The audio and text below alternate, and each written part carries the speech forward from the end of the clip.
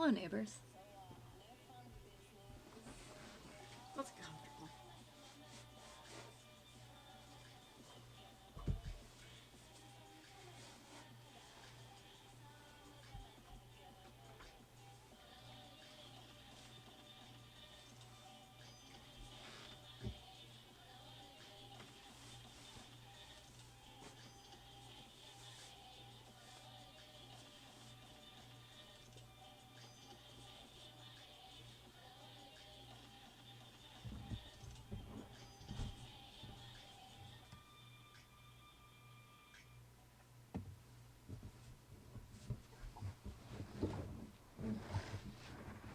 We meet again.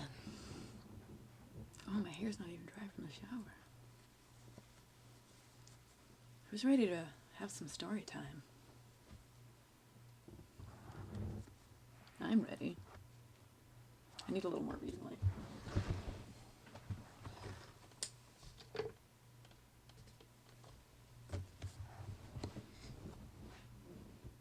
How's that? Is that good?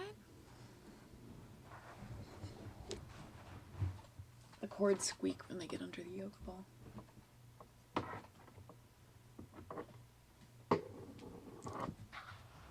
Story time, story time. I love story time. The story that I am free to give away to the world is Ophelia Immune. And here we are at the picnic. We have previously followed Ophelia growing up in a car to travel north to where the zombies freeze sometimes, into a new house. She's about to turn 16 and have a birthday party picnic. A chapter called The Picnic in a Zombie Story. What could possibly go wrong? My cousin Judy and her husband, Donnie, were the first to arrive for a picnic, well before nightfall. Judy was the only family we had in the north. She and I were almost the same age. Judy was barely 17, but she was much, much taller than I was. She hadn't grown up in a car. She was a hiker and grew up wiping the slime from a tent roof every morning. She had gotten to use her legs. She was married by the time they had reached the north. She had a daughter almost Juliet's age. Her husband, Donnie, who was at least 30, bought a car, and they drove it like it was citrus ribbon candy on wheels. I was supposed to like him just because he had proposed to Judy instead of buying her. But is it any better to watch a daughter go off into the world with a sleazeball just because he promised to feed her instead of leaving cash or food in her place? Was Judy even telling the truth? We wouldn't even know if they were too embarrassed to admit that they'd made a money trade. Their beat-up, patched-up Apollo inched its way down our driveway. Judy fixed her dyed yellow, straightened hair in the rearview mirror. Dad and I had speculated that she thought she was blonde stork in high heels who brought the sweetest baby around. Like she wasn't just going to have to peel potatoes just because her nails were painted, just because she aspired through any means possible. Her precious, equally groomed daughter, Hannah, was strapped into a car seat in the back. Mom strolled towards them as they parked, flowery headscarf limp in the still late summer air. She was gripping Juliet by the one hand that wasn't waving excitedly. Juliet had been told that Hannah was her age and tried to skip ahead to see her potential playmate.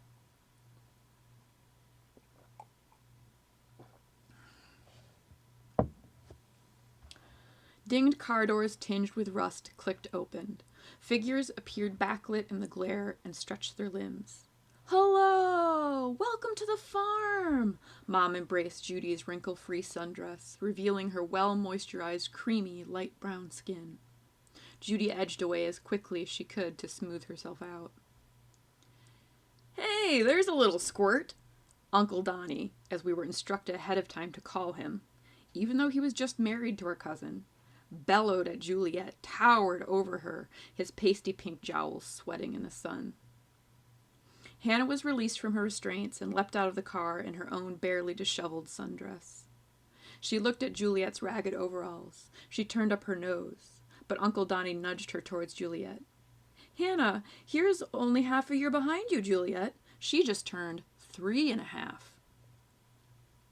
Juliet took her turn to turn up her nose. 6 months is a long time in her estimation. I agree. Judy was barely a year older than me, but we had nothing in common. She was 13 when she gave birth to Hannah, and I was glad I had never met her parents who had let her get married so young. Uncle Donnie was old, flabby, loud, and a strange rose liver color. The money to buy a car didn't make him any less gross. Hector showed no such taste. He ran up to Hannah. They looked at each other. He was old enough to catch her eye, so she didn't mind that he chattered and clicked his tongue instead of talking. They embraced and ran off to play, hand in hand. I twiddled my fingers sympathetically at Juliet as I dragged the ex-10-year-old's headless corpse across the lawn on the blue tarp. If I was fast enough, nobody would know that we had a fresh zombie to mingle with the scent of baking bread. I put my gloves away and folded the tarp inside of the shed, fluffing the grass back into place where I had flattened it. By the time I was finished, the Millers had arrived too. Mrs. Miller was talking with Judy about Hannah's teeny tiny, hardly noticeable really, overbite and the possibility of a reversal of fortunes via chewing on apples. They were sure that Hannah's gorgeous complexion could be spared Donnie's liver spots through the use of lemon juice on her cheeks every morning. Mom chimed in that she didn't know if apples and lemons would help teeth and faces, but that her bread loaves would make strong arms for whoever helped carry them to the cooling shelf. Judy and Mrs. Miller twittered and continued discussing Hannah's ever so slight, barely existent flaws as the sun sank on the horizon. I hopped up the steps into the kitchen to pat Mom on the arm. She smiled, but her cheeks were deep red with oven heat. She stirred a pot of crabapple sauce above the stove until it thickened and placed it on the table to gel. She put away her apron, held the pendulum back until the springs caught it, and then released the pendulum to thwap away against the wall. Day 1 of the party was almost over. Day 2 of the party would be the real feast. Mrs. Miller admired the pendulum device, confessing that she had put some chickens in the second floor of her barn. All she had to draw the zombies away from her house were some mewling cats who wouldn't come near for fear of Mr. Miller's air rifle. Mom took her by the elbow on the way to the house, commenting that she at least she had a barn and some chickens. Judy walked sullenly behind them, keeping her eye on Donnie, who was slurping at a clay jug full of moonshine that she had already told him twice was for mixed drinks at the feast. Dad scratched at his neck and gestured to Mom that there was nothing he could do about it. It was Donnie's fault. I believed him. The Millers were well-behaved guests. They had no children, and I wondered if they ever had as I showed them to the small upstairs room on the left. They assured Mom that they would feel secure, not cramped, with no windows or extra doors. They were maybe just being polite, but they swore to Mom over and over again that they had brought enough blankets with them to make any old room cozy. And Mr. Miller was one of the nicest neighbors to Dad. They had similar tools and humor. Mom told an already unpacking Judy that it was okay if she, Donnie, and Hannah wanted to sleep in the big blue spare room with a lovely window. My room. All by themselves until the other guests arrived. No other thought had ever crossed their minds. I poked my head around the corner to make sure they hadn't moved my stuff.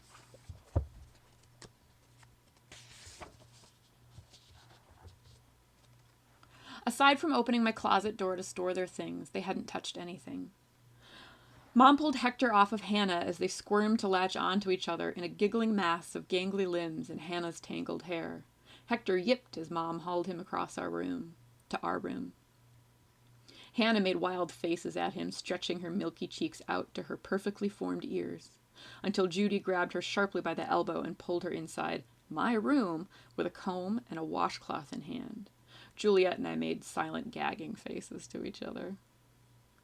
Moments later, we heard Donnie stumbling up the stairs, opening the wrong door, the Millers gasping, Donnie opening the right door, my door, Hannah clapping, and Judy holding her breath, and then the door shutting securely on the second try. Dad stepped inside of our own room and let out a giant sigh. Mom patted the nest next to her and he crawled into bed. The house roared all night with the sounds of more people snoring than I could bear to count. The Bakers arrived early the next morning, before Juliet and I were dressed. When we stepped out into the yard, Arnie Baker was leaning with an elbow against the door of the kitchen, eyeing Mom's fresh crabapple bread.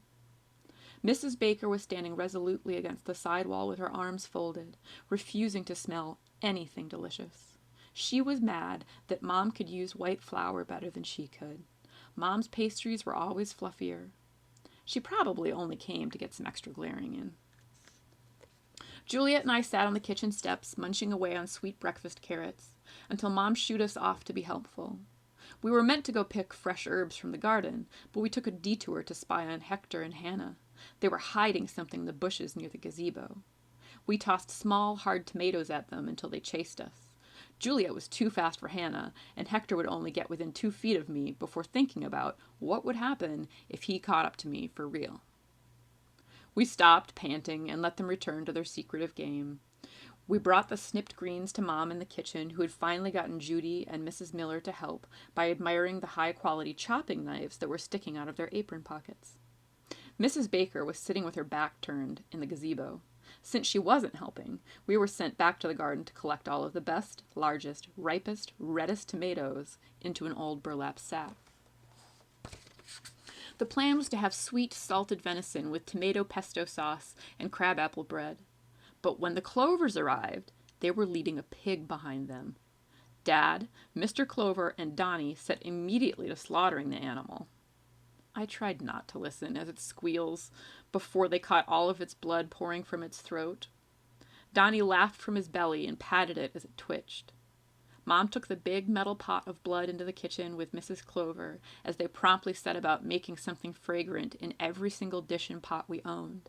Sausages, soups, sautés, purifying leaf lard, laying strips of bacon into salt, and tying the dead carcass securely to a pole.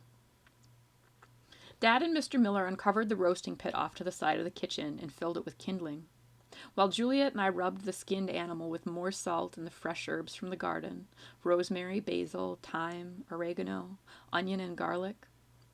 It left our fingers sticky, but the smell was delicious, and apologized to the pig for Donnie's laughter as it had died.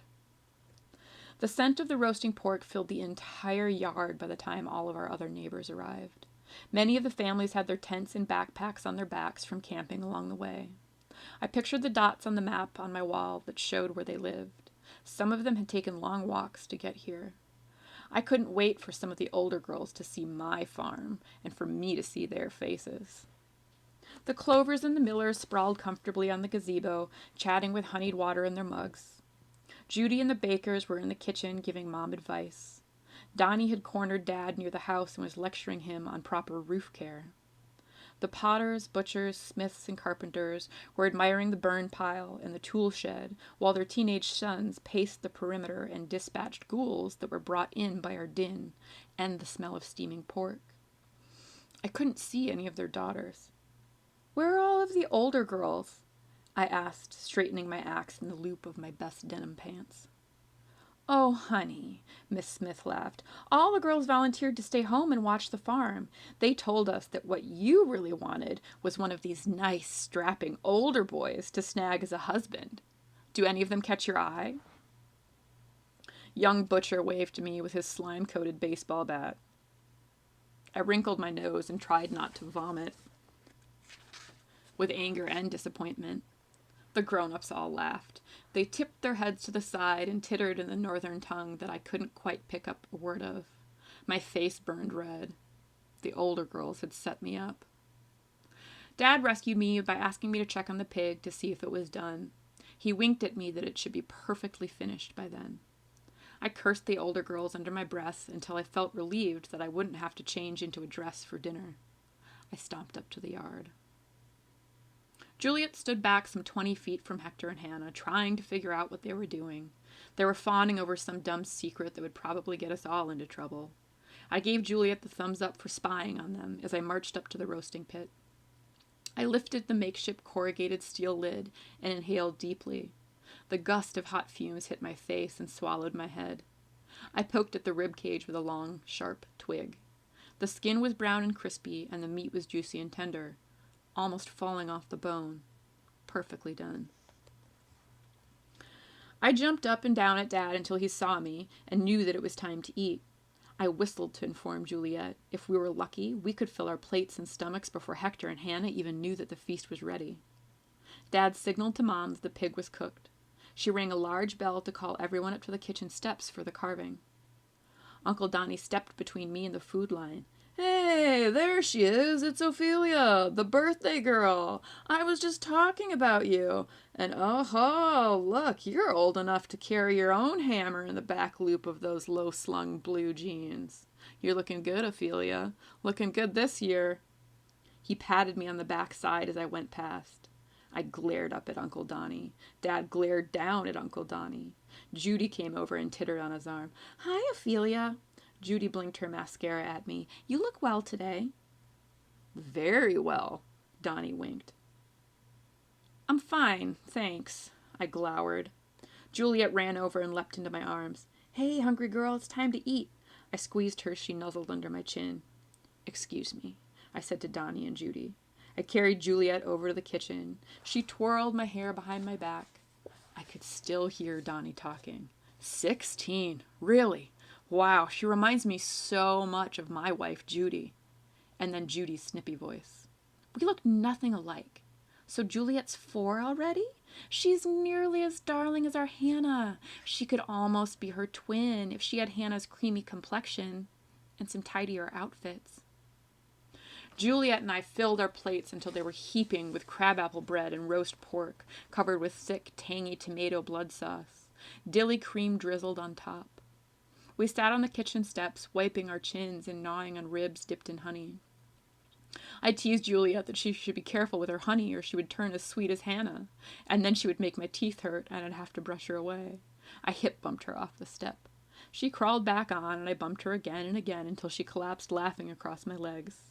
I tickled her and squinted into the late afternoon sun. Hector and Hannah were running hysterically to the waterspout outside of the kitchen, completely unaware of the food. Hector wrapped himself around the lever and dangled his feet into the air to pump it up and down. Water poured out of the spigot into something shiny that Hannah was holding. It sparkled as water careened out of its sides, and the little girl splashed her fingers inside of the bucket. Some kind of bucket. I froze. Looking closer, I stopped breathing. "Oh, gods. Juliet, stay here." I pushed her higher on the kitchen stairs and shouted to Hector to stop the water. Water? What was he thinking? And to go grab the bucket and to move it away from them. But Hannah pulled her arm out of the bucket, and hanging from it was the head of the ex-10-year-old boy. Zombie, its teeth chewing on her skin. That was what they've been hiding? That was what they had been playing with? Why hadn't Hector burned it? Hannah cried out. I kept running. Everybody else was looking, but I was the closest. I kicked the head off of her arm. She wailed, and Judy and Donnie raced to her sides. Hector ran for a tree. Juliet was frozen on the kitchen stairs. I kicked and kicked and kicked the head until it fell, snapping into the spoiled stream. I sprinted back up the lawn, past where the crowd was huddled around Judy, weeping and holding Hannah to her calico tube top. I ran all the way to the tree Hector had climbed. I pulled him down by one leg. He wailed and then squeaked and chattered while I pinned him down on the ground. "Fire," I said. "Burn it," I said. "You knew to burn it. You know better. What is wrong with you?" He was crying as Dad pulled me off of him. Dad sat me down in the grass that was still wet from the bucket tipping over. Everyone knew by now that Hannah had been bitten and that the party was breaking up before it really even begun. Judy was still weeping with a squirming and sweating Hannah in her arms. Donnie stood above them, face contorted and red. Mom walked past me and hissed, "How could you leave an unsmashed head with Hector?" I cupped my temples with my hands. He was old enough to handle such things by now. Dad came back and knelt down by my side. Your mother and I are going to drive some of the neighbors home. They won't make it home by night. It's going to take us a while. You need to stay here with Hector and Juliet, and Donnie and Judy." I looked up at him, horrified. "They will stay here tonight," he continued. "They don't have time to drive before they do it." I nodded. It was a fitting punishment. Dad ushered the guests who needed rides over to the car and helped as many who would fit in. He hitched a wooden trailer behind the car and the rest climbed aboard, all boys with their bats and straw hats pulled down low. They readied themselves to pull out of the driveway, checking all of the tires and hitches, leaving me in charge to clean up. I shoved the remaining pork roast into the kitchen and locked it with a pendulum thumping. We should salt and dry it in the morning, start smoking it, carry packages to the neighbors when it was finished. I took Juliet by the hand and led her back to the house from the kitchen stairs, where she had stayed put. I stopped by the pump and ordered her to wash her hands. She quietly did just as I asked, following me without question. I flipped Hector an angry sign to let him know that he should stay up in the tree he had found. Judy and Donnie had made themselves at home in my room again, this time locking the door. I pictured Hannah's brains splattered all over my floor and shivered in the warm air. I was going to have some scrubbing to do after they were finished. Mom trotted down the driveway, the car and the trailer all ready to leave. She stopped me on the way into the house. She hugged Juliet and looked me in the eye. "Watch her better," she said, and she returned to her place in the passenger-stuffed station wagon. She assured them all about her readiness to leave and showed them which doors they had to hold shut and how to operate the trailer's handbrakes before they got to the first hill. They pulled slowly out of the driveway. Juliet followed me up the stairs to our bedroom.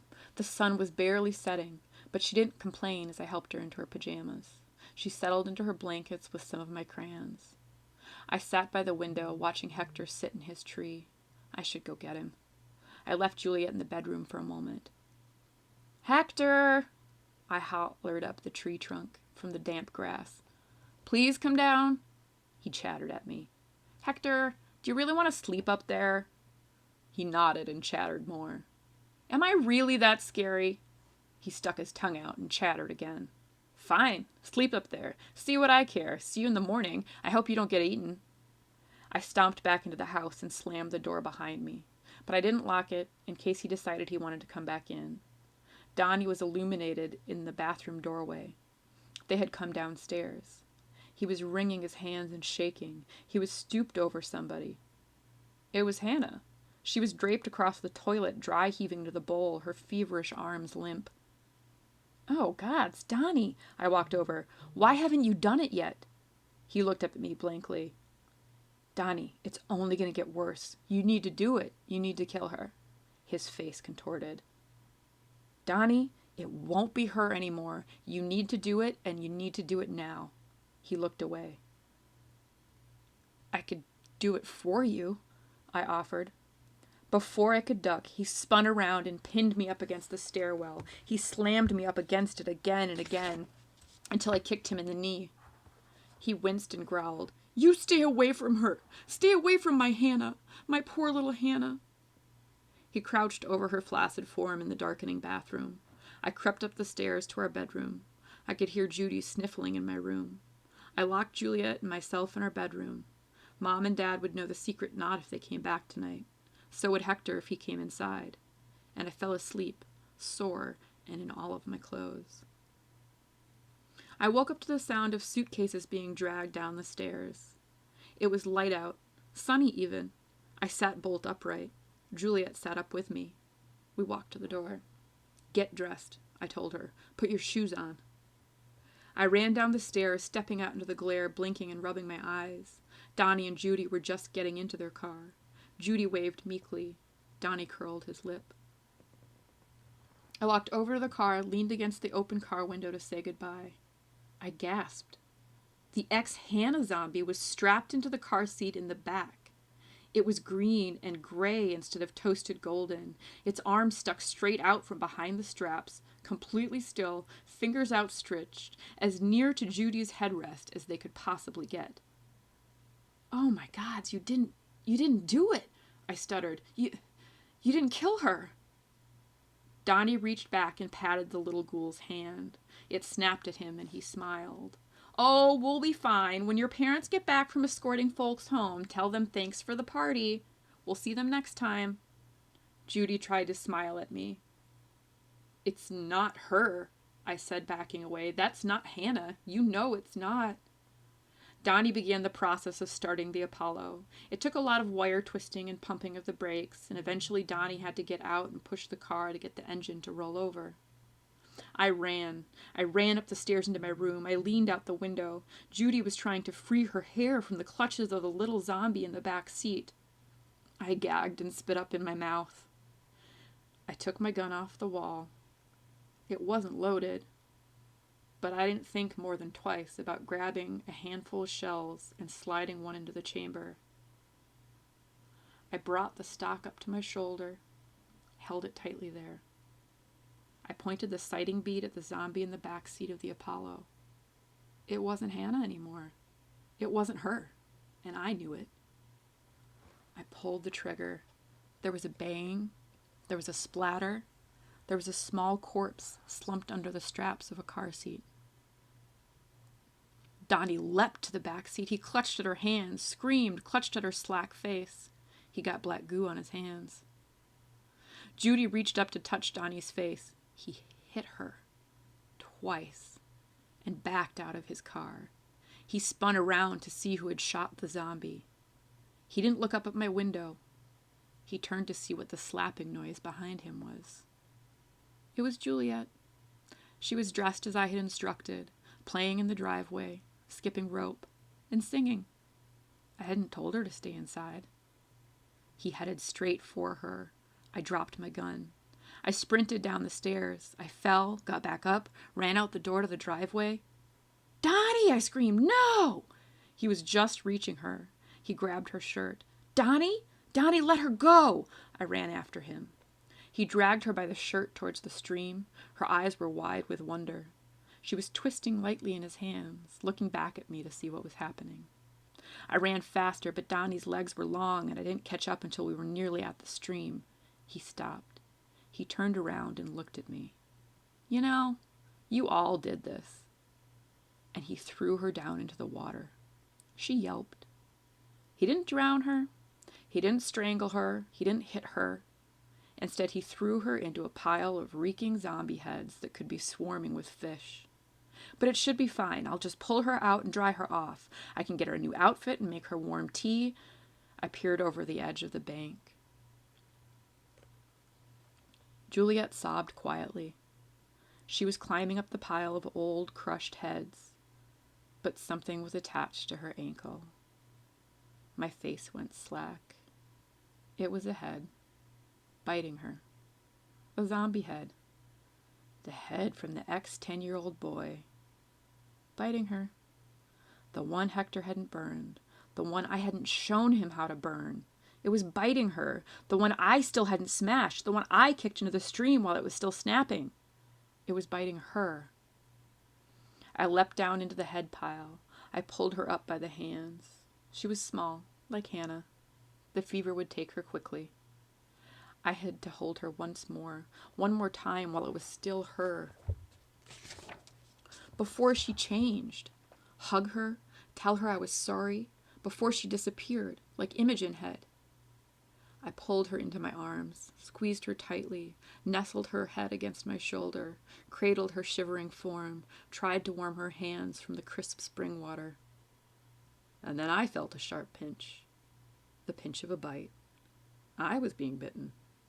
I was holding my little sister with a head attached to her leg, now attached to my leg. Did I make this mistake on purpose? I shook myself, trying to clear the fog from my thoughts. I was making so many mistakes. The head was clamped onto my calf with its mildewy teeth, chewing and flailing its tongue up the corner of its broken jaw. I clenched my molars in a thundering rage, laid Juliet down on the damp bank, pried the head off of my leg by its ears, walked it down to the bottom of the stream, found a gigantic rock, and cracked it open like a coconut. I smashed until it was pulp and shards. It floated downstream, crushed with dark tar brains spilling into the burbling current around my ankles, my bitten ankles. But it was finally dead. I shivered. I had the chills. I looked up at Juliet. She was shaking too. We were both sweating.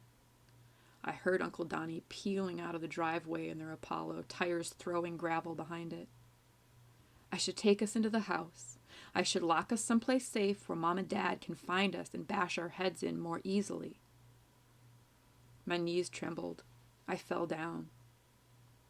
As my hips and shoulders sank into the cold, rushing water, I could see Hector swinging from branch to branch and chattering above us.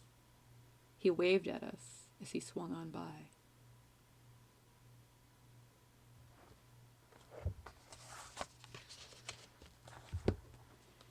And that's what happens when you have a picnic in the summer to celebrate your new farm in zombie territory.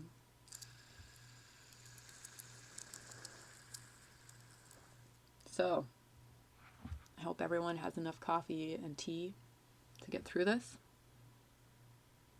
I'll see you for next story time.